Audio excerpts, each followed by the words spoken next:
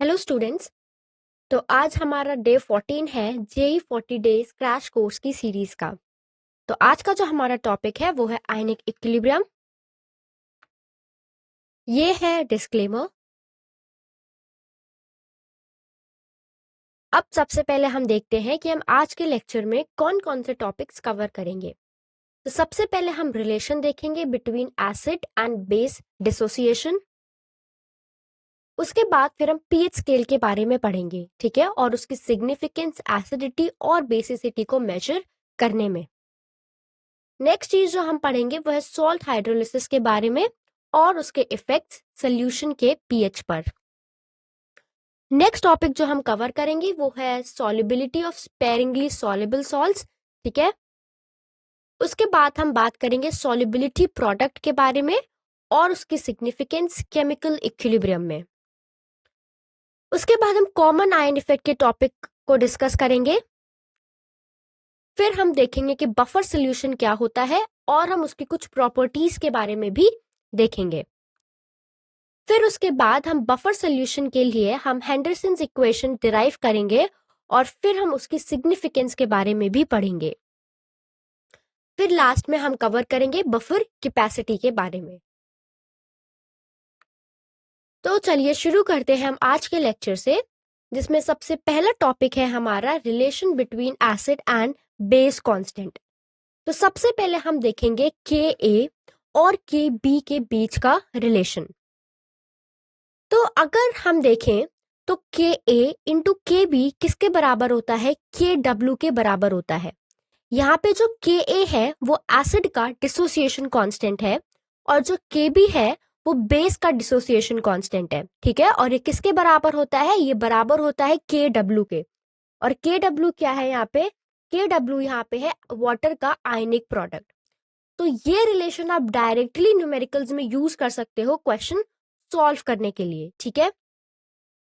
अब अगर हम बात करते हैं पीके के टर्म्स में तो हम लिख सकते हैं that this pK a plus pK b is equal to pK डब्ल्यू, ठीक है।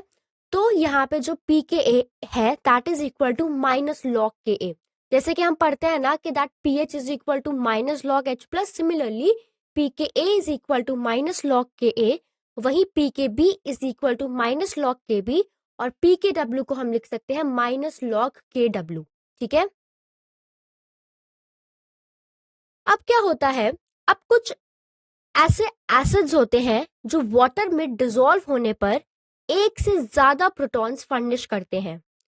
ऐसे एसिड्स को हम पॉलीबेसिक या पॉलीप्रोटिक एसिड्स कहते हैं, ठीक है। इसी तरह ऐसे बेसिस जो ज्यादा हाइड्रोक्साइड आयंस फर्निश करते हैं उनको हम पॉली एसिडिक बेसिस कहते हैं, ठीक है। इसके कुछ एग्जाम्पल हैं जैसे कि H2SO4, ठीक है, ये 2 H प्लस आयंस जो है वो फर्निश कर सकता है, वहीं H3PO4, ठीक है। तो ये था पॉली बेसिक और पॉलीप्रोटिक एसिड्स और पॉली एसिडिक बेसिस के बारे में। अब एक चीज आपको ध्यान रखनी है कि जब हम डिस्कस करते हैं ये पॉली बेसिक या फिर पॉली एसिडिक बेसिस, तो यहाँ पे अगर हम बात करते हैं पॉली बेसिक एसिड्स की तो इसमें प्रोटॉन्स मल्टीपल स्टेप्स में रिमूव होते हैं, ठीक है। तो जो फर्स्ट स्टेप में जब सिर्फ एक प्रोटॉन निकलता है तब उसे फर्स्ट आयनाइजेशन कहते हैं और उससे रिलेटेड जो कांस्टेंट होता है उसे हम फर्स्ट आयनाइजेशन कांस्टेंट Ka1 कहते हैं। देखो जैसे कि यहाँ पे लिखा गया है फर्स्ट आयनाइजेशन कांस्टेंट Ka1। अब उसी तरह से अगर सेकंड प्रोटॉन जो है वो रिमूव हो रहा है तब हम उसे सेकंड आयनाइजेशन कहते हैं और उससे जो रिलेटेड कांस्टेंट होता है उसे हम सेकंड आयनाइजेशन कांस्टेंट कहते हैं, जिसे हम Ka2 से डिनोट करते हैं। तो मेन चीज यहाँ पे जो याद रखने वाली है वो ये है कि जो फर्स्ट आयनाइजेशन कांस्टेंट होता है Ka1 वो हमेशा बड़ा होता है सेकंड आयनाइजेशन कांस्टेंट Ka2 से, ठीक है। तो ये बात आपको ध्यान में रखनी है। अब हम देखते हैं पीएच स्केल के बारे में, ठीक है, जिसमें सबसे पहले हम देखेंगे पीएच और पीओएच के बीच का रिलेशन। तो यहाँ पे देखो सबसे पहले अगर हम डिफाइन करें पीएच, तो पीएच बताता है कि एक सोल्यूशन कितना एसिडिक या बेसिक है, ठीक है।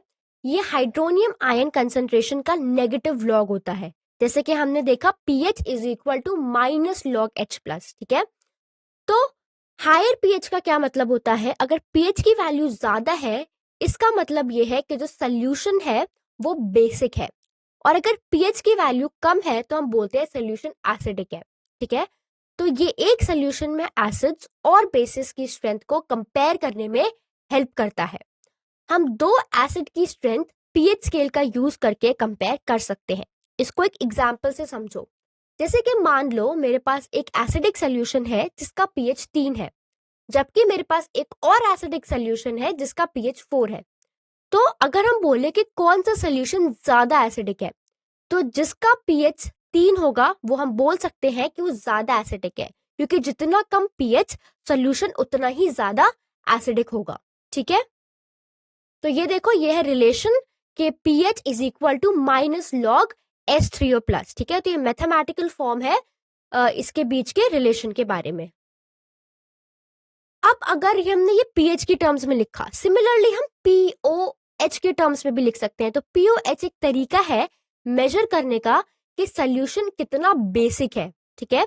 तो ये हाइड्रोक्साइड आयंस की कंसंट्रेशन का यूज करता है। तो इसका फॉर्मूला क्या है, POH is equal to -log-OH-, ठीक है। तो जितना ज्यादा POH होगा, मतलब हायर POH का मतलब है ज्यादा हाइड्रोक्साइड आयंस, तो सोल्यूशन उतना ज्यादा बेसिक होगा, ठीक है। अब यहाँ पे देखो एक रिलेशन दिया है pH और POH के बीच में। तो ये रिलेशन क्या है कि pH plus POH is equal to 14, ठीक है। तो ये ना बहुत सारे न्यूमेरिकल्स में आपको हेल्प करता है कि अगर आपने pH निकाल लिया तो आप इजिली POH निकाल सकते हो। कैसे कि आप इसमें से 14 क्या करोगे, सिंपली माइनस कर दोगे, ठीक है। तो ये बहुत सारे क्वेश्चन में डायरेक्टली आप ये फॉर्मूला अप्लाई करके किसी एक की वैल्यू अगर गिवन है तो किसी दूसरे की वैल्यू आप निकाल सकते हो, ठीक है। अब हम देखते हैं relation between pKa and pKb। तो यहाँ पे देखो जो pKa और pKb का रिलेशन होता है वो है pKa plus pKb is equal to 14, ठीक है। और ये किसके बराबर होता है, pKw के बराबर, ठीक है। तो अगर हमें कोई भी एक वैल्यू पता है तो हम कोई भी सेकंड वैल्यू निकाल सकते हैं, ठीक है। तो जितने भी मैं रिलेशंस आपको बता रही हूँ ये बहुत इंपॉर्टेंट रिलेशन है, ठीक है। डायरेक्टली आप ये न्यूमेरिकल्स में अप्लाई करके क्वेश्चंस को सॉल्व कर सकते हो। अब अगर मैं बात करूं pH स्केल रेंज की, तो pH स्केल 0 से 14 की रेंज में होता है, ठीक है। ये भी ध्यान में रखना है कि ये Kw की वैल्यू पर डिपेंड करता है। जैसे कि हम जानते हैं कि टेम्परेचर बढ़ने पर Kw की वैल्यू इंक्रीज होती है, इसका मतलब है कि डिसोसिएशन बढ़ेगा और इसलिए जो pH स्केल है ये भी चेंज हो जाएगा, ठीक है। तो ध्यान रखो pH स्केल की रेंज 0 से 14 होती है और ये Kw की वैल्यू पर डिपेंड करती है। अब हम कुछ ऑब्जर्वेशंस देखेंगे जो सॉल्यूशंस के साथ दिखे हैं। सबसे पहला देखो, इसको ध्यान से समझो कि बहुत डाइल्यूट एसिड्स या बेसिस में pH 7 के क्लोज होता है पर एग्जैक्टली 7 नहीं होता है। हम किसकी बात कर रहे हैं, बात कर रहे हैं वेरी डाइल्यूट सॉल्यूशंस की। ये इसीलिए होता है क्योंकि अगर हम कोई सोल्यूशन डाल रहे हैं, ठीक है, वाटर में कोई भी हम सोल्यूशन डाइल्यूट कर रहे हैं, तो फिर क्या होगा, जो वाटर है वो भी आयनाइज होता है और वाटर आयनाइज होकर किस में टूटता है, H+ और OH- आयंस में। तो सिर्फ हम अगर बोले एसिड यूज करके हम pH नहीं निकाल सकते, ठीक है, जिसके -log एसिड करके हम pH नहीं निकाल सकते, क्योंकि हम यहाँ पे बात करते हैं वेरी डाइल्यूट सॉल्यूशंस की, ठीक है। तो एक एग्जांपल से समझो, अज्यूम करो कि आपके पास एक बहुत डाइल्यूट सॉल्यूशन है जिसकी कंसंट्रेशन है 10⁻⁻⁹, ठीक है। तो अगर हमें इसका pH निकालना है, इसके हाइड्रोजन आयन की कंसंट्रेशन है 10⁻⁹। अब अगर मैं आपसे बोलूं कि मुझे इसका pH बताओ कैसे निकलेगा, तो आप क्या करोगे, फॉर्मूला लगाओगे pH is equal to -log H+, जिसमें आप H+ की वैल्यू क्या रखोगे, 10⁻⁻⁹ रखोगे। तो आपको pH क्या मिलेगा, आपको pH क्या मिल जाएगा, 9 मिल जाएगा, ठीक है। पर हम जानते हैं कि एसिडिक सोल्यूशन के लिए जो pH होता है वो pH जो है वो 7 से ज्यादा नहीं हो सकता। अब यहाँ पे ये आंसर इसीलिए गलत हो रहा है क्योंकि हम यहाँ पे जो आयनाइजेशन है उसको कंसिडरेशन में नहीं ले रहे हैं। तो आपको ध्यान रखना है कि यहाँ वाटर का रोल आता है, मतलब वाटर का आयनाइजेशन रिजल्ट को इफेक्ट करता है। ठीक है, अब नेक्स्ट देखो, अगर एक स्ट्रॉन्ग एसिड में जिसकी कंसंट्रेशन 1 m से ज्यादा है, ठीक है, तो हम बात कर रहे हैं पीएच ऑफ स्ट्रॉन्ग एसिड जिसकी कंसंट्रेशन जो है वो 1 m से ज्यादा है, तो पीएच कभी भी नेगेटिव नहीं होगा। ठीक है, ये सिर्फ 0 के आसपास हो सकता है। ये इसीलिए है क्योंकि पीएच हाइड्रोजन आयन की कंसंट्रेशन पर बेस्ड होता है और बहुत ज्यादा स्ट्रॉन्ग एसिड्स भी पीएच को 0 से नीचे नहीं ले जा सकते। ठीक है, अब एक चीज जो आपको ध्यान रखनी है वो ये है कि जितनी ग्रेटर वैल्यू होगी के ए और के बी की, स्मॉलर वैल्यू होगी पी के ए और पी के बी की, और स्ट्रॉन्गर होगा एसिड या बेस। तो समझ लो अगर के ए की वैल्यू ज्यादा है, बड़ी है, तो पी के ए की वैल्यू कम होगी, और जितना ज्यादा के ए होगा उतना ही ज्यादा स्ट्रॉन्ग एसिड होगा। और अगर हम बेस की बात करें तो जितनी ग्रेटर वैल्यू के बी की होगी उसकी पी के बी की वैल्यू उतनी ही कम होगी और वो उतना ही ज्यादा स्ट्रॉन्ग बेस होगा। ठीक है, तो ये चीज ध्यान में रखनी है। अब हम कुछ रूल्स हैं एसिड और बेस मिक्सचर का, एसिड और बेस के मिक्सचर के पीएच डिटरमाइन करने के लिए, तो हम वो एक एक करके वो सारे रूल्स देखते हैं। सबसे पहला देखो, सबसे पहला ये है कि अगर कोई भी स्ट्रॉन्ग एसिड या स्ट्रॉन्ग बेस जो है वो अनयूज्ड रह जाता है, तो हम क्या करते हैं, हम कैलकुलेट करते हैं कंसंट्रेशन या मोलारिटी H+ और OH- आयंस की जो सोल्यूशन में बचे हैं। ठीक है, और उसके बाद फिर हम उसका पीएच या फिर पीओएच जो है वो हम अकॉर्डिंगली हम उसको कैलकुलेट कर सकते हैं। ठीक है, नेक्स्ट क्या है, नेक्स्ट ये है कि अगर हम मान लेते हैं कि हमारे पास कोई भी वीक एसिड या वीक बेस या वीक एसिड सोल्यूशन में बचता है, तो हम इससे एक बफर सोल्यूशन बनेगा। ठीक है, तो एक बफर सोल्यूशन में अगर वीक एसिड या वीक बेस रहता है तो वो एक एसिडिक या बेसिक सोल्यूशन बनाता है। तो सॉल्ट और बचे हुए एसिड या बेस को अमाउंट को हम फाइंड करते हैं, और कॉन्सेंट्रेशन के लिए हम क्या करते हैं, कॉन्सेंट्रेशन के लिए मिलीमोल्स को वॉल्यूम से डिवाइड करते हैं। ठीक है, और पीएच फाइंड करने के लिए हम बफर इक्वेशन का जो है वो यूज करते हैं। ठीक है, अब अगर मैं थर्ड की बात करूं, तो जब एसिड्स और बेसिस पूरी तरह से रिएक्ट करते हैं तो वो एक सॉल्ट बनाते हैं। तो सॉल्ट की कंसंट्रेशन फाइंड करने के लिए हम क्या करते हैं, हम मोल्स को वॉल्यूम से डिवाइड करते हैं। ठीक है, और पीएच फाइंड करने के लिए हम हाइड्रोलिसिस इक्वेशन का यूज करते हैं। तो स्ट्रॉन्ग एसिड और स्ट्रॉन्ग बेस से बने सॉल्ट्स जो होते हैं वो न्यूट्रल सॉल्यूशंस बनाते हैं। ठीक है, तो अगर मैं बात करूं कि आप इसमें कौन से इक्वेशंस यूज कर सकते हो, तो अगर हम बात करते हैं सॉल्ट ऑफ वीक एसिड और स्ट्रॉन्ग बेस की, मतलब वो एक बेसिक सोल्यूशन बनाएगा, तो इसके लिए इक्वेशन जो यूज कर सकते हैं वो है pH is equal to 7 + 1/2 pKb - log C। और वहीं पे अगर हम यूज करते हैं salt of weak base and strong acid, तो एक एसिडिक सोल्यूशन होता है जिसकी हम इक्वेशन यूज कर सकते हैं pH is equal to 7 - 1/2 pKa - log C।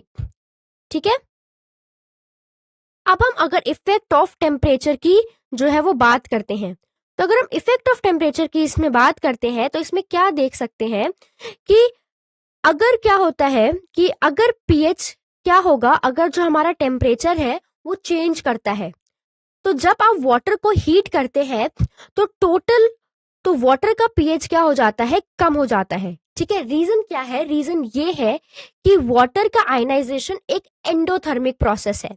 ठीक है, और हीट देने पर वाटर जो है वो ज्यादा आयंस में स्प्लिट होता है, जिससे क्या होता है, जिससे जो KW है वो वैल्यू उसकी बढ़ जाती है। ठीक है, तो अगर हम बात करें बॉइलिंग पॉइंट का जो पीएच है वो अप्रॉक्स कितना होता है, 6.56 हो जाता है। लेकिन इसका मतलब ये नहीं है कि वाटर जो है वो एसिडिक बन गया है। ठीक है, इसका अगर आप समझ लो कि अगर बेसिक से थोड़ा कम हुआ है तो ये जरूरी नहीं है कि ये एसिड है। ठीक है, इसका मतलब ये है कि सिंपली पीएच कम होने के बाद भी जो वाटर है वो क्या है, वो न्यूट्रल ही रहता है। ठीक है, तो ये चीज जो है वो आपको ध्यान रखनी है। नेक्स्ट पॉइंट अगर हम देखें, अगर हम पीएच का सिग्निफिकेंस देखें, तो अगर जो पीएच है वो डिक्रीज करता है 1 यूनिट से, तो जो H प्लस आयन होती है उसकी कंसंट्रेशन इंक्रीज करती है बाय फैक्टर ऑफ 10। ठीक है, सिमिलरली अगर पीएच डिक्रीज करता है 2 यूनिट से, तो जो H प्लस आयन की कंसंट्रेशन होती है वो इंक्रीज करती है बाय फैक्टर ऑफ 100। ठीक है, तो ये चीज आपको ध्यान रखनी है। अब नेक्स्ट हम बात करते हैं सॉल्ट के हाइड्रोलिसिस के बारे में। तो यहाँ पे हम देखेंगे सॉल्ट और उनके सॉल्यूशंस में उनका नेचर। तो सबसे पहले अगर हम बात करते हैं, तो सॉल्ट हाइड्रोलिसिस तब होता है जब एक सॉल्ट वाटर के साथ जो है वो रिएक्ट करता है। ये न्यूट्रलाइजेशन का जस्ट ऑपोजिट होता है। तो सॉल्ट का आयन वाटर के साथ रिएक्ट करता है सॉल्यूशन को एसिडिक या बेसिक बनाने के लिए। इससे सॉल्यूशन का पीएच क्या है वो चेंज हो जाता है। अब क्या है, अब देखो, जब एनायन जो है वो वाटर के साथ रिएक्ट करता है तो वो H प्लस कंज्यूम करेगा। अब कोई भी एनायन है, एनायन पे क्या होगा, नेगेटिव चार्ज। अब नेगेटिव चार्ज किसको अट्रैक्ट करेगा, कोई भी पॉजिटिव चार्ज को अट्रैक्ट करेगा।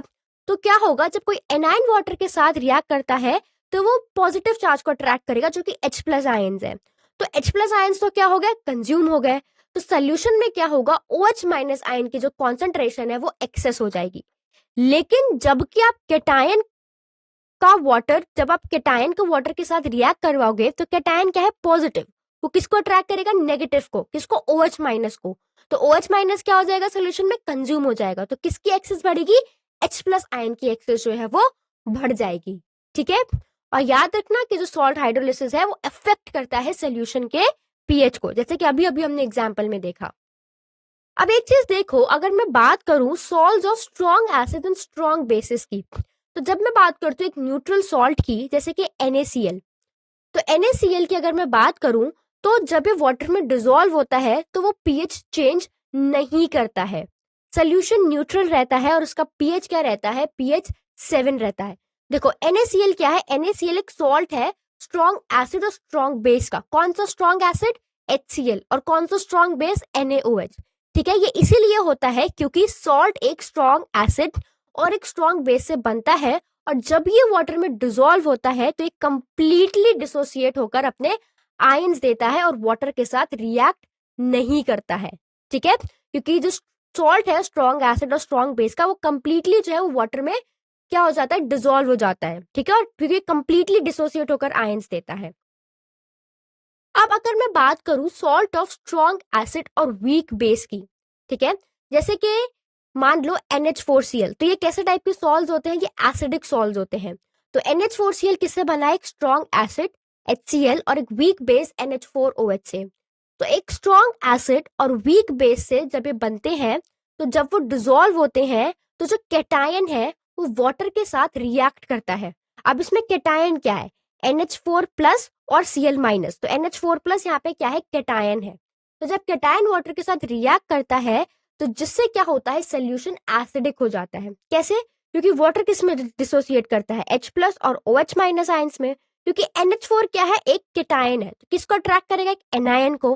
तो ये अट्रैक्ट करेगा OH माइनस आयंस को। तो OH माइनस आयंस तो कंज्यूम हो गए, तो बचा क्या, H प्लस आयंस।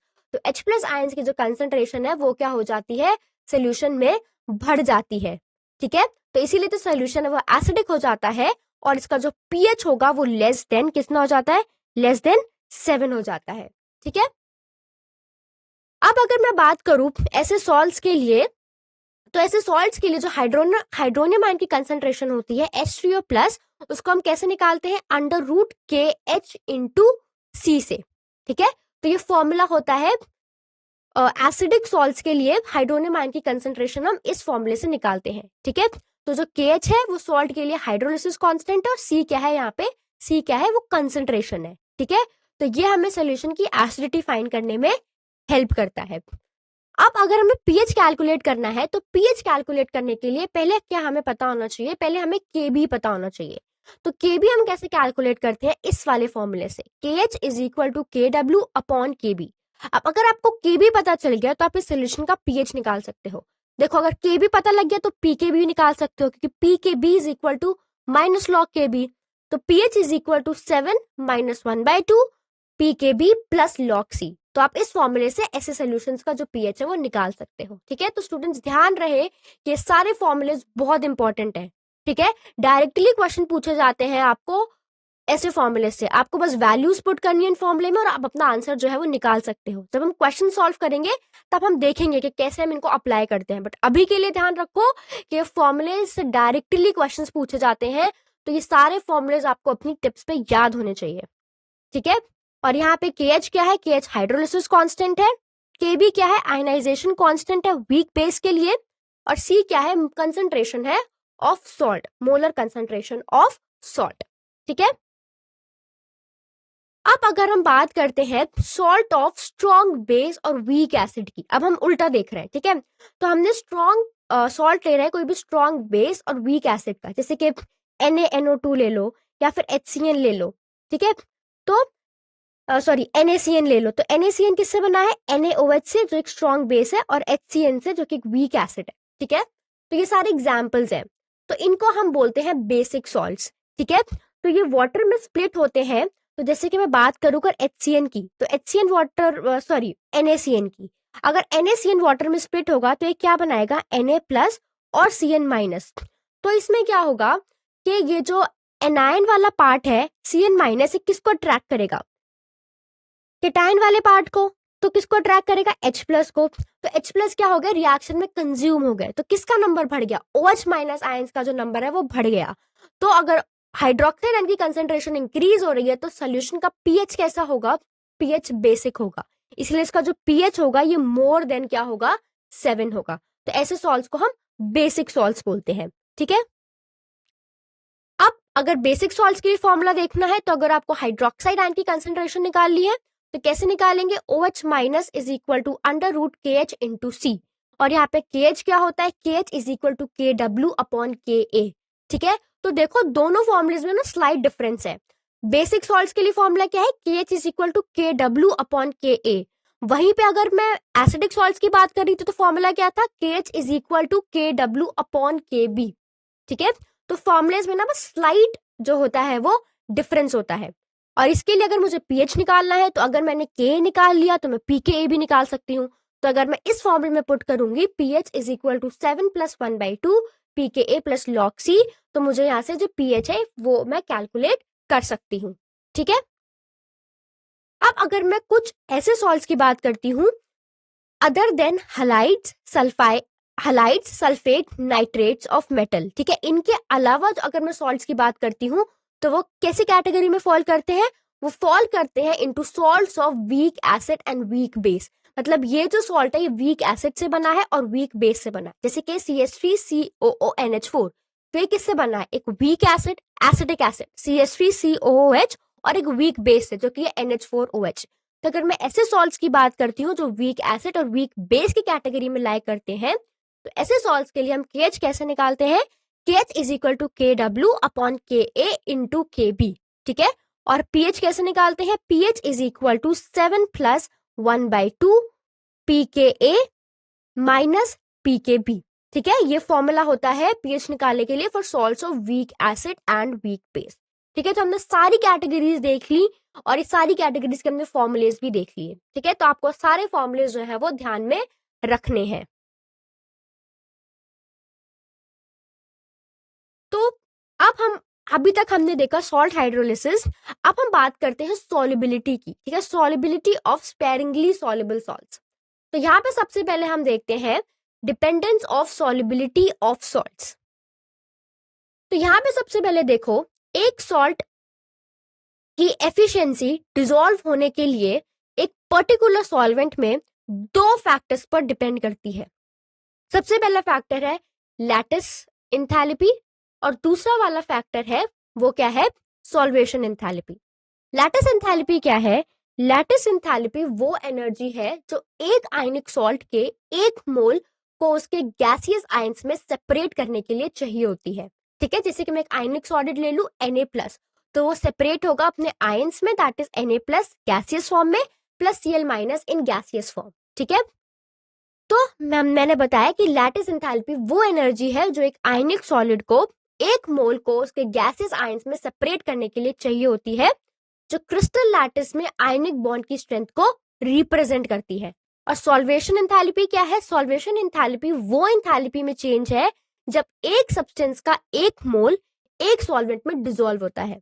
अब जरूरी चीज आपको ये रखनी है कि जब सॉल्वेशन एंथैल्पी लैटिस एंथैल्पी पर डोमिनेट करती है तब सॉल्ट इजीली जो है वो डिसॉल्व हो जाता है। ठीक है, तो ये चीज याद रखो that solvation enthalpy should be greater than lattice enthalpy for a salt to easily dissolve. ठीक है, अब मैं बात करती हूँ सॉल्युबिलिटी प्रोडक्ट की। ठीक है, तो सबसे पहले हम बात करेंगे सॉल्युबिलिटी प्रोडक्ट कांस्टेंट की। तो सॉल्युबिलिटी प्रोडक्ट कांस्टेंट पे हम सबसे पहले देखते हैं। तो सॉल्युबिलिटी प्रोडक्ट कांस्टेंट प्रोडक्ट है आयंस की कॉन्सेंट्रेशन का एक सैचुरेटेड सोल्यूशन में, जिसमें हर आयन की कंसेंट्रेशन पावर में रेस की जाती है जितने आयंस एक मॉलिक्यूल बनाता है जब वो डिसॉल्व होता है। ठीक है, ये दिखाता है कि कितने सब्सटेंस पानी में डिसॉल्व हो सकता है। ठीक है, तो याद रखो it is the product of molar concentration of its ions which each concentration terms raised to power equal to number of ions produced on dissociation। मतलब डिसोसिएशन पे जितने उसके आयंस जो है वो प्रोड्यूस हो रहे हैं। ठीक है, एग्जाम्पल देखो, यहाँ पे क्या है AXBY। ठीक है, ये रिएक्शन दिखाता है कि जब एक कंपाउंड AXBY है, जब ये टूट रहा है तो ये X मोल्स ऑफ A+ में टूट रहा है, Y मोल्स ऑफ B- में टूट रहा है। ठीक है, तो ये एक रिवर्सिबल रिएक्शन है और ये कंपाउंड स्प्लिट होता है अपने पॉजिटिव आयंस में और नेगेटिव आयंस में। ठीक है, तो ये X मोल्स ऑफ A+ बना रहा है और Y मोल्स ऑफ B- बना रहा है। तो अगर मैंने इसका सॉल्युबिलिटी प्रोडक्ट लिखना है तो सॉल्युबिलिटी प्रोडक्ट कांस्टेंट को आप कैसे डिनोट करते हो? के स्क्रिप्ट में लिखते हो SP। तो KSP is equal to molar concentration of A+ raised to the number of ions जो वो प्रोड्यूस कर रहा है। कितने आयंस प्रोड्यूस कर रहा है? X, तो raised to the power X। Similarly concentration of B raised to the power कि कितने आयंस B प्रोड्यूस कर रहा है, कितने B प्रोड्यूस कर रहा है? Y। तो ये है हमारा KSP। ठीक है, अब एक एग्जांपल से समझो। सपोज आपके पास ये है A2X3। ठीक है, ये A2X3 ब्रेक कर रहा है A+ और X- में। तो कितने आयंस ऑफ A+ है? 2A3+ plus 3X2-। सबसे पहले तो आपको ध्यान रखना है कि आप जो बैलेंस्ड इक्वेशन लिखते हो ना, ये बिल्कुल एप्रोप्रिएट होनी चाहिए। ठीक है, अगर ये गलत हो गई तो आपका KSP भी ऑटोमेटिकली गलत ही हो जाएगा। तो ये स्प्लिट कर रहा है 2A3+ में और 3X2- में। ठीक है, तो अगर मैं इसमें यहाँ पे इसका सॉल्युबिलिटी लिखूंगी तो यहाँ पे मैं इसको S लिखती हूँ, यहाँ पे 2S, क्योंकि क्यों मैंने 2S लिखा? यहाँ पे 2A है। ठीक है, और 3S क्योंकि यहाँ पे 3X बनते हैं। ठीक है, तो 2S और यहाँ पे क्या है? 3S। ठीक है, अब अगर मुझे सॉल्युबिलिटी प्रोडक्ट लिखना है तो KSP is equal to concentration of A3+ raise to कितने आयंस A के प्रोड्यूस हुए हैं? कितने प्रोड्यूस हुए हैं? 2 into concentration of X2- raise to कितने आयंस X के प्रोड्यूस हुए हैं? कितने हुए हैं? 3। तो ऐसे हम लिखते हैं KSP। ठीक है, अब देखो मैं इसमें वैल्यूज पुट करूंगी। A की क्या थी? 2S, तो 2S होल स्क्वायर। X की क्या थी? 3S, तो 3S होल क्यूब। अब सिंपल है, बस इसको सॉल्व कर दो। इसको सॉल्व करोगे तो आंसर आएगा 108 रेस टू द पावर 5। ठीक है, तो इसकी जो KSP है वो इतने के बराबर है। इसी तरह से जो हम KSP है solubility product constant sparingly soluble salt के लिए हम आसानी से ऐसे कैलकुलेट कर सकते हैं। ठीक है, बहुत सिंपल है, बस इसका हम प्रोडक्ट लेते हैं मोलर कंसंट्रेशंस का और हर एक टर्म रेज होती है पावर जो इक्वल होती है कि कितने आयंस उसने प्रोड्यूस करे हैं। ठीक है, एक और एग्जांपल से समझो, जैसे कि मैं एग्जांपल लेती हूँ बेरियम सल्फेट का, BaSO4 का। ठीक है, तो BaSO4 जब हम डिसॉल्व करते हैं तो ये डिसोसिएट होता है Ba2+ और SO4 2- में। ठीक है, अब यहाँ पे देखो Ba2+ भी एक ही है और SO4 2- भी एक ही है। ठीक है, अब मैंने इसकी सॉल्युबिलिटी भी S ले ली और इसकी सॉल्युबिलिटी भी मैंने क्या ले ली? S ले ली। अब अगर मैं इसका KSP निकालूंगी तो क्या होगा? Molar concentration of Ba2+ rest कितने आयंस इसने प्रोड्यूस करे? कितने करे? 1। तो 1 लिखो या ना लिखो एक ही बात है। Into molar concentration of SO4 2- rest इसने कितने आयन प्रोड्यूस करे? इसने भी 1 करे। तो ये KSP है। अब बस इसमें S की वैल्यू पुट कर दो। जब आप S की वैल्यू पुट करोगे तो ये भी S ये भी S और दोनों की पावर 1 है, तो KSP कितना हो जाएगा? S² हो जाएगा।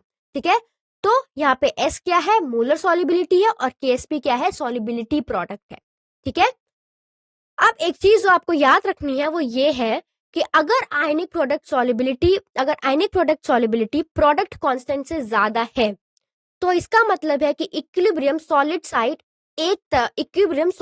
की तरफ जाएगा जो प्रेसिपिटेशन को लीड करेगा, ठीक है। और अगर ionic product solubility product constant से कम है तो सॉल्व क्या है, वो डिसॉल्व होगा। देखो यहाँ पे लिखा है कि अगर आयनिक प्रोडक्ट एक्सीड करेगा value of solubility product of a sparingly soluble salt, तब क्या होगा, प्रेसिपिटेशन होगा, ठीक है। और अगर ionic product solubility product constant से कम है तो सॉल्ट क्या होगा, डिसॉल्व होगा, ठीक है। नेक्स्ट हम आते हैं कॉमन आयन इफेक्ट पे, ठीक है। तो हम देखेंगे common ion and it effects on equilibrium, ठीक है। तो यहाँ पे देखो ये क्या बोलता है, ये बोलता है कि एक वीक इलेक्ट्रोलाइट के सोल्यूशन में एक स्ट्रॉन्ग इलेक्ट्रोलाइट जिसमें कॉमन आयन हो, उसको ऐड करने पर वीक इलेक्ट्रोलाइट को आयनाइज होने से वो क्या करता है, रोकता है। ये इसीलिए होता है क्योंकि स्ट्रॉन्ग इलेक्ट्रोलाइट से कॉमन आयन की कंसंट्रेशन जो है वो बढ़ जाती है और इसीलिए ली सिटिलिस प्रिंसिपल के अकॉर्डिंग इक्विलिब्रियम क्या करता है, उसको अपोज करने के लिए शिफ्ट होगा कॉमन आयन को कंज्यूम करने की डायरेक्शन में, ठीक है। तो वही चीज यहाँ पे लिखी हुई है कि ये स्टेट करता है कि if two the solution of a weak electrolyte, अगर आप एक वीक इलेक्ट्रोलाइट के सोल्यूशन में एक सोल्यूशन डालोगे स्ट्रॉन्ग इलेक्ट्रोलाइट का जिसमें कॉमन आयन होगा, तो वो क्या करेगा, it is furnished by the weak electrolyte, the ionization of the weak electrolyte is suppressed। तो weak electrolyte का जो ionization होगा वो क्या हो जाएगा, suppress हो जाएगा, ठीक है। अब एग्जाम्पल से देखो, यहाँ पे एग्जाम्पल है अमोनियम हाइड्रोक्साइड का, ठीक है। अमोनियम हाइड्रोक्साइड बनाएगा अमोनियम आयंस NH4+ और OH- आयंस, लेकिन जब हम उसमें एक कॉमन आयन इलेक्ट्रोलाइट ऐड करते हैं, हम ऐड कर रहे हैं सपोज या तो NH4Cl या फिर NaOH, ठीक है। तो अगर हम NH4Cl या NaOH ऐड कर रहे हैं NH4OH में, तो क्या होगा, तो ये और ज्यादा NH4+ या फिर OH- आयंस बनाएगा, ठीक है। इसमें क्योंकि NH4+ और Cl- में स्प्लिट होगा तो इसमें कॉमन आयन क्या है, NH4+। और अगर हम NaOH डाल रहे हैं तो क्या बनाएगा, Na+ और OH- आयन। तो OH- आयन यहाँ पे क्या होगा, कॉमन होगा, तो क्या होगा, तो ये ज्यादा NH4+ और OH- आयंस ऐड करता है, इससे सोल्यूशन कॉमन आयन से और ज्यादा कॉन्सेंट्रेटेड हो जाता है। इसी वजह से NH4OH उतना आयनाइज नहीं होता है, तो बैलेंस लेफ्ट में शिफ्ट हो जाता है जिससे NH4OH का आयनाइजेशन कम हो जाता है। क्योंकि देखो अगर NH4OH का कॉन्सेंट्रेशन या OH- आयन का कॉन्सेंट्रेशन बढ़ जाएगा तो लीच-एटलीस प्रिंसिपल के अकॉर्डिंग क्या होता है, ये उस डायरेक्शन में जाता है जहां पे ये इस इफेक्ट को कम कर सके। तो कहाँ जाएगा, ये बैकवर्ड डायरेक्शन में जाएगा ना, क्योंकि तभी तो ये जितना बन रहा है उतना ये कंज्यूम हो पाएगा। तो ये बैकवर्ड डायरेक्शन में जाएगा जिसकी वजह से इसका जो आयनाइजेशन है वो क्या हो जाता है, कम हो जाता है, ठीक है। अब अगर हम क्वालिटेटिव एनालिसिस के सेकेंड ग्रुप में H2S को HCl के साथ ऐड करते हैं तो HCl H2S को ज्यादा ब्रेक होने से रोकता है। इससे सिर्फ सेकेंड ग्रुप की सल्फाइड्स सॉलिड प्रेसिपिटेट बनाते हैं, थर्ड और फोर्थ ग्रुप के सल्फाइड्स सॉलिड नहीं बनाते हैं क्योंकि वो ज्यादा इजीली डिसॉल्व हो जाते हैं, ठीक है। अब अगर मैं फर्दर देखूं तो कॉमन आयन इफेक्ट कई तरीकों से हेल्पफुल हो सकता है, उनमें से एक है ग्रेविमेट्रिक एस्टिमेशन, ठीक है। तो इसमें कॉमन आयन हमें एक पर्टिकुलर आयन को उसके स्पेरिंगली सॉल्युबल सॉल्ट के रूप में कंप्लीटली प्रेसिपिटेट करने में हेल्प करता है, ठीक है। अब हम बात करते हैं बफर सोल्यूशन की, तो कैरेक्टरिस्टिक्स ऑफ बफर सोल्यूशन। तो यहाँ पे देखो, एक बफर सोल्यूशन पीएच को क्या करता है, स्टेडी मेंटेन करता है, ठीक है, या फिर सोल्यूशन की जो पीएच है उसको कांस्टेंट रखता है। जब स्मॉल अमाउंट एसिड या बेस हम उसमें ऐड करते हैं तो ये क्या करता है, पीएच चेंज को रेजिस्ट करने की ये एबिलिटी कहलाती है बफर सोल्यूशन की, बफर एक्शन बोलते हैं बेसिकली इसको, ठीक है। तो बफर एक वीक एसिड को उसके सॉल्ट के साथ या एक वीक बेस को उसके सॉल्ट के साथ मिक्स करते हैं। ये मिक्स सोल्यूशन को पीएच ये मिक्स सोल्यूशन के पीएच को ज्यादा चेंज होने से रोकने में क्या करता है, हेल्प करता है। अब अगर हम इसकी कुछ कैरेक्टरिस्टिक्स देखते हैं बफर सोल्यूशन की, तो सबसे पहले देखो बफर सोल्यूशन पीएच को कांस्टेंट मेंटेन करता है, ठीक है, क्योंकि ये पीएच के चेंज को रेजिस्ट करता है। तो buffer solution possesses a definite pH value. Next क्या है, नेक्स्ट ये है कि जब एक बफर सोल्यूशन को डाइल्यूट करते हो तो उसका पीएच सेम रहता है। इसका मतलब है कि सोल्यूशन ज्यादा या कम एसिडिक या बेसिक नहीं होता है। तो देखो यहाँ पे लिखा है कि पीएच वैल्यू है वो चेंज नहीं होती है on addition of strong acid in acidic buffer, या फिर आप स्ट्रॉन्ग बेस ऐड करते हो एक बेसिक बफर में। ठीक है, तो यही इसकी खासियत होती है कि ये पीएच को क्या करता है, मेंटेन करता है। ठीक है,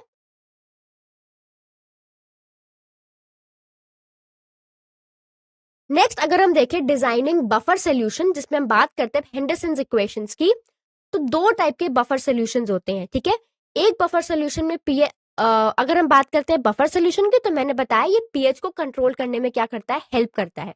तो पहला टाइप एक वीक एसिड और उसका सॉल्ट होता है, दूसरा टाइप होता है एक वीक बेस और उसका सॉल्ट। ठीक है, तो पहला टाइप देखो, पहले टाइप में क्या है, एक एसिडिक बफर का पीएच 7 से कम होता है। ठीक है, ये एक वीक एसिड और उसके स्ट्रॉन्ग बेस से बनने वाले सॉल्ट के साथ मिक्स करके बनाया जाता है। ठीक है, तो कैसे बनता है, weak acid with its salt of strong base. ठीक है, तो ये मिक्स पीएच को क्या करता है, स्टडी रखने में क्या करता है, कांस्टेंट रखने में हेल्प करता है। जैसे कि सपोज एग्जांपल लेते हैं हम यहाँ पे, एसिटिक एसिड जो एक वीक एसिड है और सोडियम एसिटेट उसका क्या है, सॉल्ट है। तो ये वीक एसिड है और ये वीक एसिड है और इसका सॉल्ट है ऑफ स्ट्रॉन्ग बेस। ठीक है, तो ये क्या है, ये एक एसिडिक बफर है। ठीक है, दूसरा एग्जाम्पल देखो यहाँ पे HCN और NaCN, ये भी क्या है, एक एसिडिक बफर है। तो HCN जो कि वीक एसिड है और NaCN क्या है, salt of strong base. NaOH जो कि एक स्ट्रॉन्ग बेस होता है और HCN जो कि एक वीक एसिड है। ठीक है,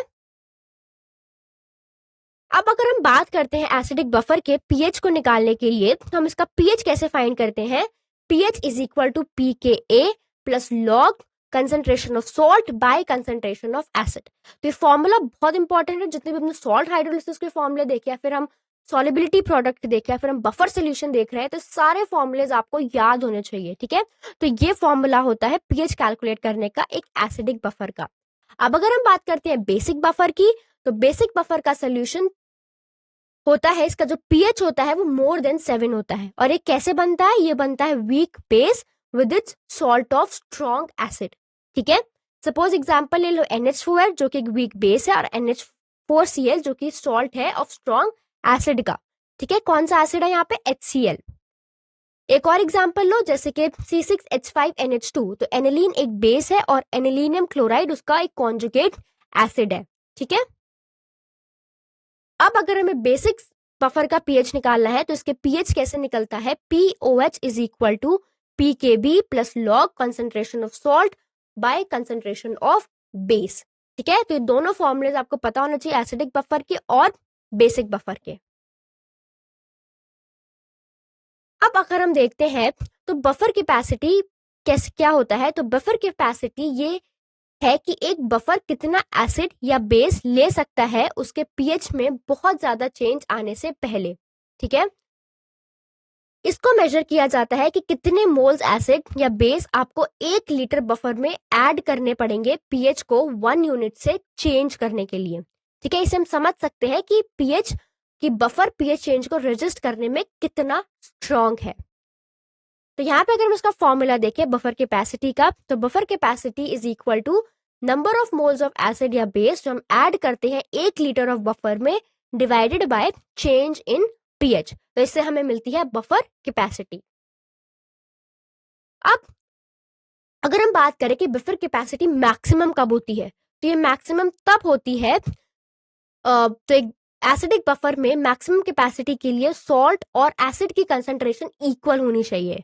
ठीक है, इससे पीएच एसिड के pKa के इक्वल हो जाता है। तो सॉल्ट और एसिड की जो कंसंट्रेशन है वो बराबर होनी चाहिए। So this is pH is equal to pKa। ठीक है, तो ये बफर के पीएच चेंज को रेजिस्ट करने की सबसे अच्छी एबिलिटी देता है।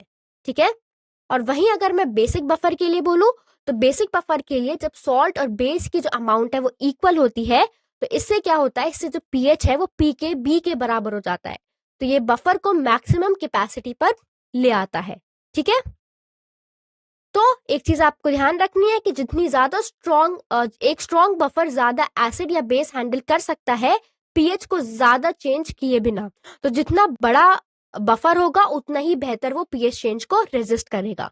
तो greater is the buffer capacity, उतना ही ज्यादा लार्जर होगा उसकी कैपेसिटी एक पीएच वैल्यू के चेंज को रेजिस्ट करने के लिए। ठीक है, तो अब हम कुछ प्रैक्टिस क्वेश्चंस डिस्कस करते हैं। तो अभी तक हमने जितने भी कॉन्सेप्ट्स या फॉर्मूले सीखे अब वो हम इसमें अप्लाई करेंगे। ठीक है, तो सभी को क्वेश्चंस मेरे साथ सॉल्व करोगे तो आपको बेटर समझ आएगा। तो हम देखेंगे प्रैक्टिस क्वेश्चंस 10 to 18। सबसे पहला क्वेश्चन देखो क्या है। सबसे पहला क्वेश्चन ये कहता है कि 1 लीटर HCl की एक्वा सोल्यूशन जिसका pH 1 है उसमें कितना लीटर पानी ऐड करना पड़ेगा ताकि नए एक्वा सोल्यूशन का pH 2 हो जाए।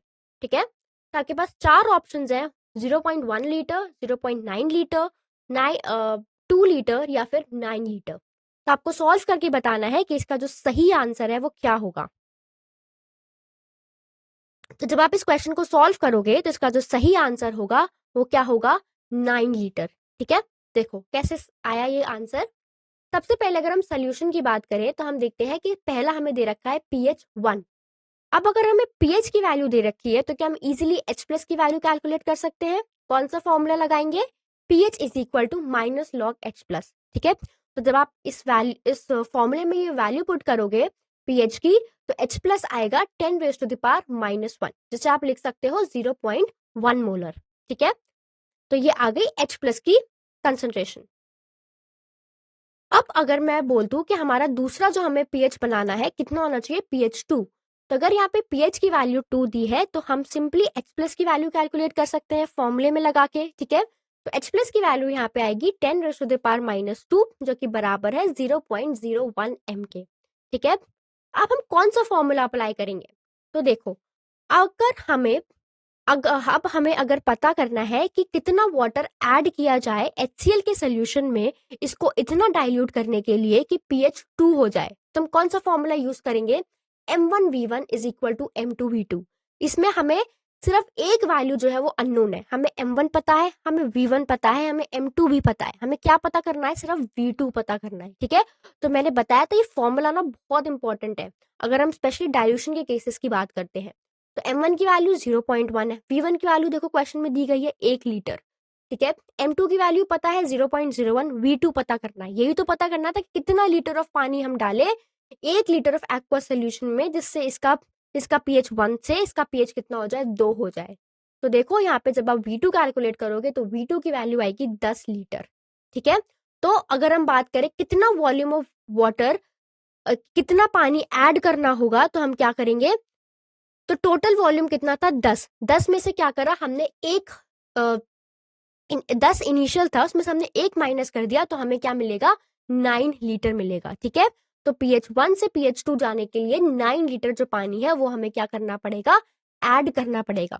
ठीक है, क्योंकि V2 फाइनल कितना आया, 10 आया और इनिशियली कितना था हमारे पास 1 था, तो कितना पानी ऐड करना पड़ा, 10 - 1 9 लीटर। ठीक है, बहुत सारे बच्चे इस क्वेश्चन को इसी स्टेज पे छोड़ देते हैं कि V2 10 लीटर आ गया तो हमारा आंसर आ गया, नहीं। ठीक है, इसका जो फाइनल आंसर होगा वो 9 लीटर होगा। ठीक है, नेक्स्ट क्वेश्चन देखो। नेक्स्ट क्वेश्चन में क्या बोला गया है कि 0.1 मोलर एसिड जो HQ है, HQ सोल्यूशन का pH 3 दिया गया है। एसिड का आयनाइजेशन कांस्टेंट Ka की वैल्यू हमें निकालनी है। ठीक है, तो आपको pH दिया गया है 0.1 molar solution of acid HQ कितना है, pH 3 दिया है। ठीक है, और कंसंट्रेशन भी दिया है, देखो 0.1 निकालना क्या है, Ka निकालना है। 4 ऑप्शंस दिए हैं।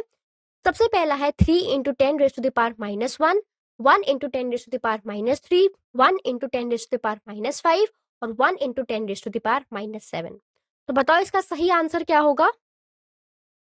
जब आप इस क्वेश्चन को सॉल्व करोगे इसका जो सही आंसर है वो आएगा 1 × 10 रेज टू द पावर -5, मतलब option number C right answer है। ठीक है, अब इसका सोल्यूशन देखते हैं कैसे हुआ।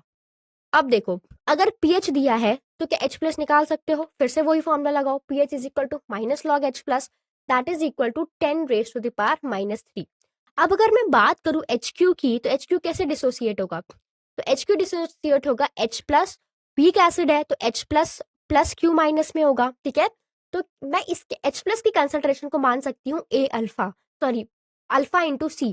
ठीक है। अल्फा यहाँ पे क्या है, अल्फा यहाँ पे क्या है, डिग्री ऑफ डिसोसिएशन है, ठीक है। और सी यहाँ पे क्या है, कॉन्सेंट्रेशन है। तो मैंने इसको मान लिया 10⁻³ that is equal to alpha into C, ठीक है। तो अब हम इसको रीअरेंज करके क्या अल्फा की वैल्यू निकाल सकते हैं, ऑफ कोर्स निकाल सकते हैं। Alpha is equal to 10⁻³ upon C. जब आप कंसंट्रेशन कैलकुलेट करोगे तो ये कितना आएगा, 0.01, ठीक है। अब अगर मैं ओस्टवाल डाइल्यूशन लॉ लगाऊंगी तो देखो एच क्यू किस में डिसोसिएट होगा, H plus plus Q minus में, ठीक है। तो एच क्यू का कितना होगा, सी अल्फा, क्यू का भी कितना होगा, सी अल्फा, ठीक है। और एच क्यू का कितना होगा, कैसे निकालते हैं, इसमें के हम लिखेंगे concentration of H plus into concentration of Q minus divided by concentration of H Q. तो एच की सी अल्फा, क्यू की C alpha divided by H Q C minus C alpha. तो जब आप करोगे तो के आएगा will be equal to alpha square into C, क्योंकि 1 माइनस अल्फा बहुत छोटा है इसीलिए हम उसको ऑलमोस्ट 1 कंसिडर कर लेते हैं, ठीक है। तो यहाँ पे वैल्यूज पुट करो, अल्फा स्क्वायर की वैल्यू, अल्फा कितना निकालता है 0.01, तो उसका स्क्वायर करो इंटू कंसंट्रेशन कितनी है क्वेश्चन में दिया देखो 0.1। तो आप इसको सॉल्व करोगे तो जो के आएगा वो आएगा 1 इंटू 10⁻⁻⁵, ठीक है। तो यहाँ पे आयनाइजेशन कांस्टेंट के की वैल्यू कितनी है, 1 इंटू 10⁻⁵, ठीक है। अब देखो हमारा अगला सवाल, अगला सवाल क्या कह रहा है, इस क्वेश्चन में हमें 4 एसिड और उनकी डिसोसिएशन कांस्टेंट की वैल्यू दी गई है। हमसे पूछा है सही ऑर्डर उनके कॉन्जुगेट बेसिस का। देखो पहला एसिड है HCN जिसमें उसके के की वैल्यू कितनी दी है, 6.2 इंटू 10⁻⁻10। दूसरा एसिड दिया है HF, उसकी वैल्यू दी है 7.2 इंटू 10⁻⁻4। तीसरा एसिड दिया है HNO2 जिसकी वैल्यू है 4 इंटू 10⁻⁻4। आपको करेक्ट ऑर्डर बताना है, correct order of increasing base strength of the basis, CN minus, F minus और NO2 माइनस। आपको ये 4 ऑप्शंस दिए हैं, आपको इसमें से करेक्ट ऑर्डर बताना है, ठीक है। अब अगर इस क्वेश्चन को सॉल्व करोगे तो इसका जो सही आंसर है वो है ऑप्शन नंबर सी, जो कि है सबसे कम F माइनस, फिर NO2 माइनस और सबसे ज्यादा CN माइनस की। अब देखते हैं सोल्यूशन के आंसर कैसे आया। तो अगर यहाँ पे हमें 3 एसिड्स दिए थे और ये हमें इसके क्या दिए थे, के दिए थे सभी एसिड्स के, ठीक है। ये क्वेश्चन में हमें ऑलरेडी गिवन था। अब मैंने आपको एक चीज बताई थी कि जितनी ज्यादा के की वैल्यू होगी और उतना ही ज्यादा एसिडिक स्ट्रेंथ होगी, ठीक है। जितनी ज्यादा के की वैल्यू होगी और जितनी कम पी के की वैल्यू होगी उतनी ही ज्यादा अच्छी एसिडिक स्ट्रेंथ होगी, ठीक है। तो उस हिसाब से अगर हम के की वैल्यू के बेसिस पे एसिडिक स्ट्रेंथ का अगर हम ऑर्डर लगाएं तो क्या होगा, सबसे स्ट्रॉन्ग एसिड यहाँ पे है एच, क्योंकि उसकी वैल्यू देखो के की कितनी है, 7.2 इंटू 10⁻⁻4। उसके बाद है HNO2, उसकी वैल्यू कितनी है, 4 इंटू 10⁻⁻4। और सबसे वीक एसिड यहाँ पे कौन सा, HCN, उसकी के की वैल्यू देखो कितनी है, 6.2 इंटू 10⁻⁻10। तो ये मैंने ऑर्डर लगाया ऑन द बेसिस ऑफ के वैल्यू इनकी एसिडिक स्ट्रेंथ के बेसिस पे। अब अगर मुझे बात करनी है इसके कॉन्जुगेट बेस की, तो मैंने एक चीज बताई थी कि स्ट्रॉन्ग एसिड का कॉन्जुगेट बेस हमेशा वीक होता है और वाइस वर्सा भी ट्रू है। एक वीक एसिड का जो कॉन्जुगेट बेस होता है वो स्ट्रॉन्ग होता है। तो conjugate base of a strong acid is weak. तो सबसे स्ट्रॉन्ग एसिड कौन सा है यहाँ पे, HF है, तो उसका जो कॉन्जुगेट बेस होगा वो सबसे वीक होगा, ठीक है। तो यहाँ पे अगर हम देखें, अगर मैं ऑर्डर लगाऊं of base strength of conjugate base, तो जो सबसे वीक होगा कॉन्जुगेट बेस वो होगा F माइनस, क्योंकि HF एक सबसे स्ट्रॉन्ग एसिड है, ठीक है। फिर होगा NO2 और सबसे स्ट्रॉन्ग कॉन्जुगेट बेस होगा CN माइनस, क्योंकि HCN सबसे वीक एसिड है, तो इसका जो कॉन्जुगेट बेस होगा वो सबसे ज्यादा स्ट्रॉन्ग होगा, ठीक है। आई होप आपको ये समझ आया होगा। चलो अब अगला सवाल देखते हैं, क्वेश्चन 13। क्वेश्चन पढ़ो क्या बोल रहा है कि एक एसिड है HA जो डिसोसिएट होता है H प्लस और A माइनस में, ठीक है।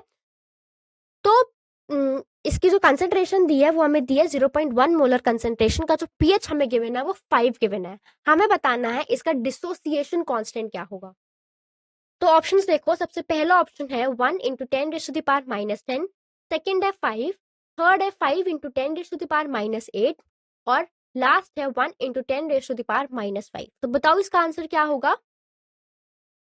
जब आप इस क्वेश्चन को सॉल्व करोगे तो आपका जो आंसर आएगा डिसोसिएशन कांस्टेंट का वो आएगा 1 into 10⁻⁻10। That means option number A है वो एकदम करेक्ट आंसर है। तो अब ये सोल्यूशन आया कैसे वो देखते हैं।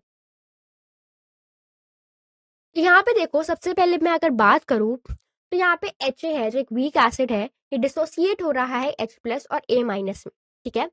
अगर मैं इनिशियली बात करती हूँ टाइम 0 की, तो यहाँ पे हम इसको 1 लेते हैं और हम इसको 0 और 0 लेते हैं। इसकी कंसंट्रेशन हमने 1 ली और इसकी 0 और 0, क्यों? क्योंकि इनिशियली तो रिएक्शन स्टार्ट हो रही है ना, तो हमारे पास सिर्फ रिएक्टेंट्स प्रेजेंट होंगे, प्रोडक्ट नहीं, ठीक है। इनिशियली इसकी कंसंट्रेशन 1 है, इसकी 0 और इसकी 0। अब अगर मैं किसी भी टाइम t पे बात करूं तो यहाँ पे देखो सोल्यूशन का जो pH है वो कितना दे रखा है, 5 दे रखा है। अगर pH 5 है तो H प्लस आयंस की कंसंट्रेशन कितनी होगी, फॉर्मूला लगा दो, pH is equal to minus log H plus, ठीक है। तो अगर pH 5 है तो H प्लस की कंसंट्रेशन कितनी होगी, 10 raise to the power minus 5, ठीक है। तो अगर हम किसी भी t टाइम पे बात करें तो HA में से कुछ जो है वो डिसोसिएट होके H प्लस और A माइनस बनाएगा, तो इसकी कंसंट्रेशन टी टाइम पे कितनी हो जाएगी, 1 minus 10 raise to the power minus 5, ठीक है, क्योंकि इसमें से माइनस x कम हुआ होगा। तो x क्या है, 10 raise to the power minus 5, और यहाँ पे क्या होगा, 10 रेज़ टू द पावर 5, और a प्लस भी कितना होगा, 10 raise to the power minus 5, ठीक है, क्योंकि किसी टाइम t पर जो HA है वो डिसोसिएट हुआ होगा H प्लस और A माइनस में, तो इसमें जितना कम हुआ होगा उतना ही तो ये बना होगा ना, तो इसमें कम कितना हुआ, minus 10 raise to the power minus 5, तो उतना ही बना होगा 10 raise to the power minus 5, और ये भी 10 raise to the power minus 5, ठीक है। अब क्योंकि जो HA है वो equal amount of H plus और A माइनस देगा, तो इसीलिए जो कंसंट्रेशन है A माइनस की और H प्लस की वो क्या है, बराबर है, ठीक है। तो अब बहुत सिंपल है, बस फॉर्मूला लगा दो, K is equal to concentration of H plus into concentration of A minus divided by concentration of HA। और यहाँ पे एक चीज ध्यान रखना कि हम इसको रेज करते हैं टू इट्स स्टाइकियोमेट्रिक कोफिशिएंट, क्योंकि यहाँ पे 1 है इसीलिए कोई फर्क नहीं पड़ रहा है, बट अगर यहाँ पे कोई भी स्टाइकियोमेट्रिक कोफिशिएंट होता तो आप यहाँ पे उसकी पावर में उसको लिखते, ठीक है। अब H प्लस की कंसंट्रेशन कितनी दी है, 10 raise to the power minus 5, A minus की कितनी दी है, 10 raise to the power minus 5, और इसकी कितनी दी है, 1 minus 10 raise to the power minus 5। अब क्योंकि देखो जो 1 है वो बहुत बड़ा है 10 raise to the power minus 5 में, तो अगर आप इस 1 में से किसी इस वैल्यू को माइनस करोगे तो जो आंसर है वो अप्रोक्सीमेटली इक्वल टू 1 ही आएगा। तो हम क्या करते हैं, इस चीज को निग्लेक्ट कर देते हैं, जैसे कि हमने पहले क्वेश्चन में भी करा था, ठीक है। तो जो हमारा k होगा that will be equal to 10 raise to the power minus 5 into 10 raise to the power minus 5, तो कितना हो जाएगा, 1 into 10 raise to the power minus 10, ठीक है। तो k की वैल्यू इतनी हो जाएगी, ठीक है। अब देखो अगला सवाल, क्वेश्चन नंबर 14, ये क्या बोल रहा है कि 0.05 मोलर एसिटिक एसिड की डिग्री ऑफ आयनाइजेशन कितनी होगी अगर pKa वैल्यू 4.74 दी है। तो आपको बताना है इसका डिग्री ऑफ आयनाइजेशन अगर इसकी pKa वैल्यू 4.74 दी गई है।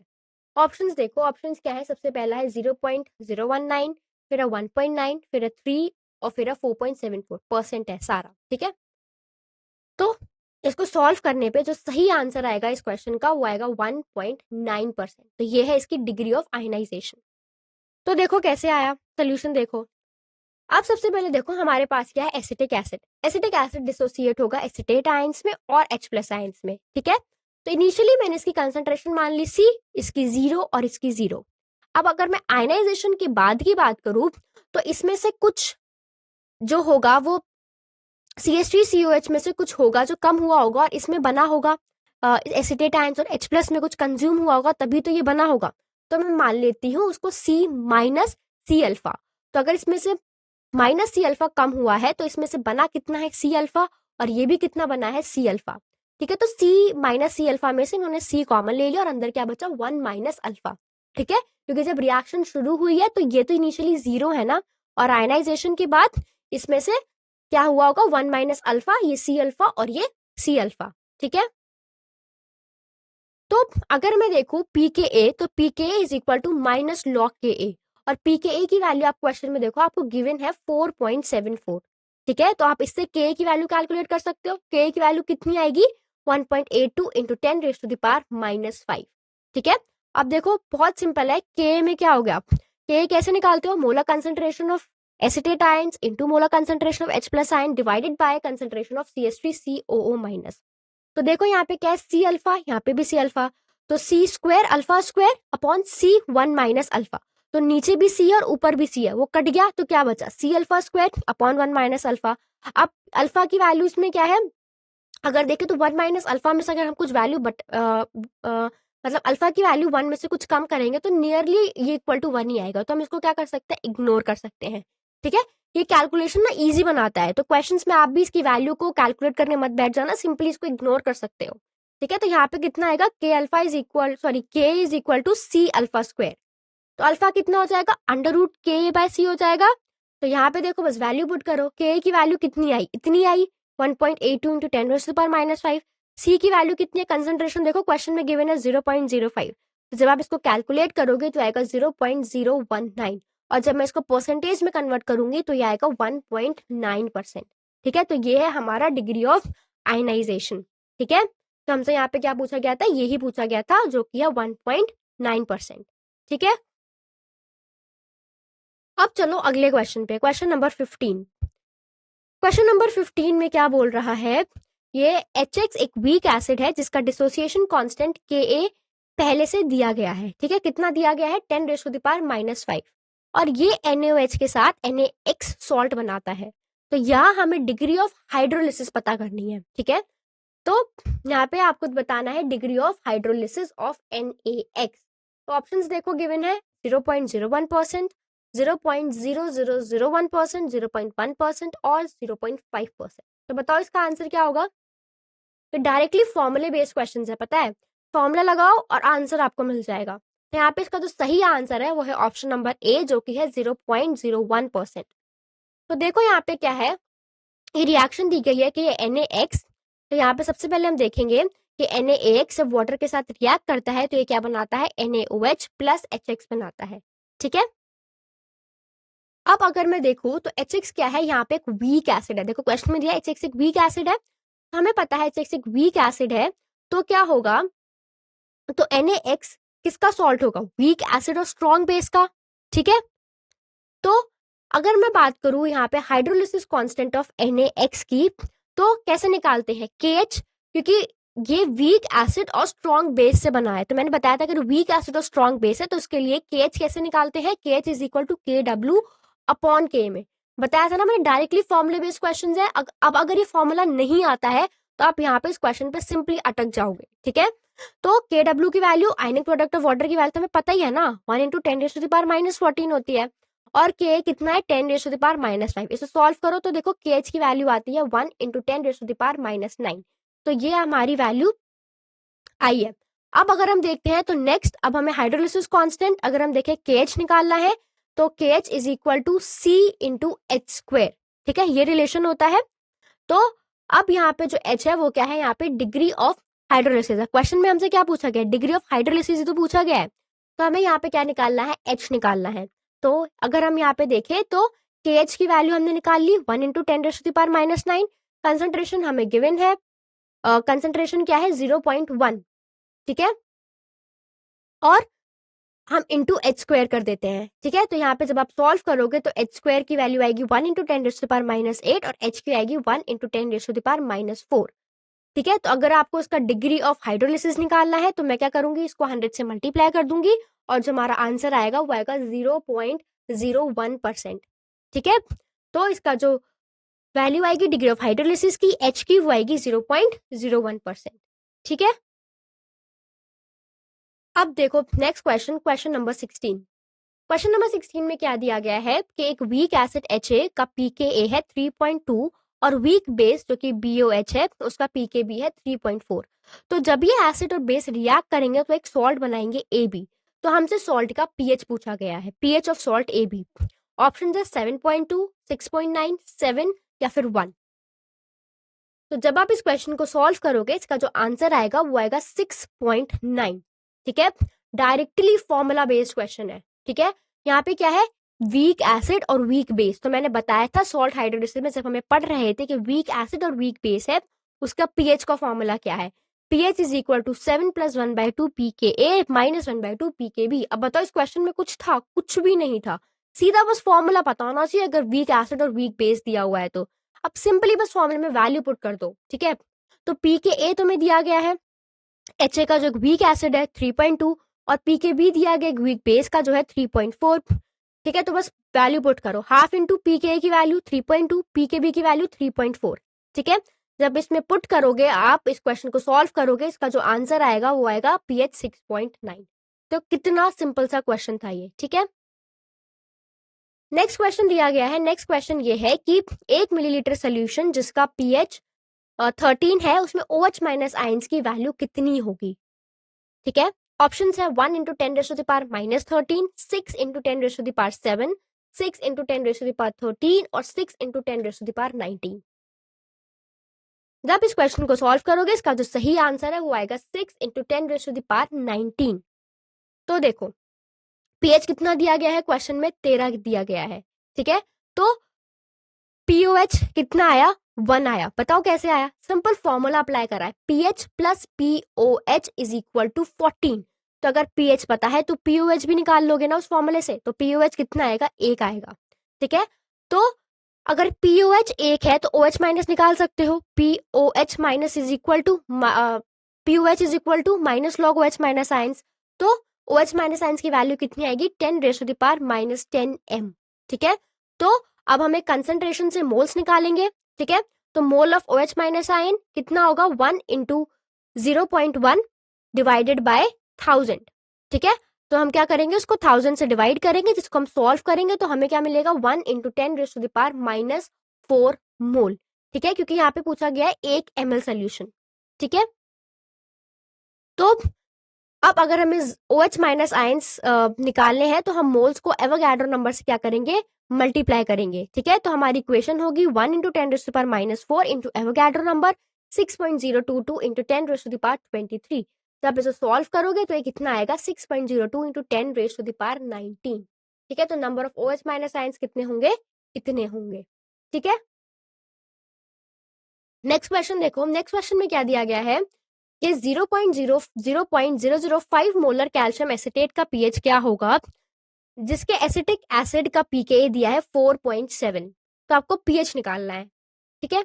ऑप्शन है 7.04, 9.37, 9.26, 8.37। अब ये भी डायरेक्टली फॉर्मूला बेस्ड क्वेश्चन ही है।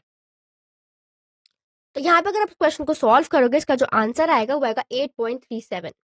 अब अगर मैं बात करूं कैल्शियम एसिटेट की, तो ये डिसोसिएट होगा Ca2 plus, 1 mole of Ca2 plus और 2 मोल्स ऑफ CH3CO माइनस में, ठीक है। अब अगर मैं इसकी कंसंट्रेशन देखूं तो यहाँ पे देखो आपको इसकी कंसंट्रेशन दी है कैल्शियम एसिटेट की 0.005। तो इसकी कितनी होगी एसिटेट आयंस की, इसको 2 टाइम्स कर दो, तो 2 इंटू 0.005 कितना होगा, 0.01। तो ये हमें मिल गई एसिटेट आयंस की कंसंट्रेशन। तो यहाँ पे कंसंट्रेशन ऑफ एसिटेट आयंस कितनी है, 0.01 मोलर, ठीक है।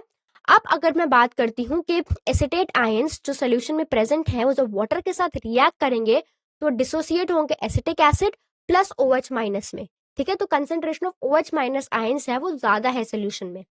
तो अगर मैं बात करूं कि इसका pH कैसे निकालते हैं, तो pH is equal to 7 plus pKa/2 plus log concentration of acetate ions divided by 2, ठीक है। सिंपली फॉर्मूला पुट करोगे, pKa दिया है क्वेश्चन में 4.7, इसे डिवाइडेड बाय 2 करोगे, तो जब इस वैल्यू को सॉल्व करोगे तो आपका जो आंसर आएगा वो आएगा 8.37। तो डायरेक्टली pH की वैल्यू कितनी आ गई हमारी, 8.37 आ गई, ठीक है। ये क्वेश्चन भी बहुत आसान था, डायरेक्टली कैसा था, फॉर्मूला बेस्ड था, ठीक है। So thank you so much students, I hope जो क्वेश्चंस हमने डिस्कस करे वो आप सभी को क्लियर हुए होंगे। Thank you so much for your attention.